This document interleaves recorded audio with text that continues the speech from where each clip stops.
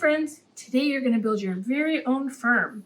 So in your packet you'll have a purple piece of paper, a barn, some animals that look like this. You're going to cut out these animals on this dark black line. If you need help, mom or dad can help you or any other adult can help you cut, but try it and do your best work, and if you can't, that is totally fine. I had some help cutting out these animals. I just want to show you them. Get out your pencil box. You can use crayons or markers. You definitely need your glue stick.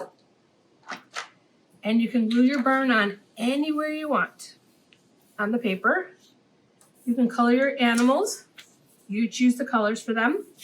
And you can put them anywhere you want on your farm. And then you decide what else needs to be there. Do you need a fence? Do you need to make grass? Do you need hay? Do you need any of the animals on your farm?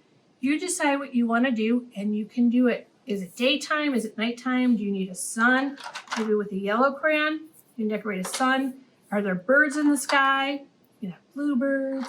You can have brown birds. You can have whatever color birds you want. You can draw some hay in the barn. You can have a door. I'm trying to give you some ideas, but I would like you to try your best work and do it any way you can. Enjoy making your own farm. Bye, friends.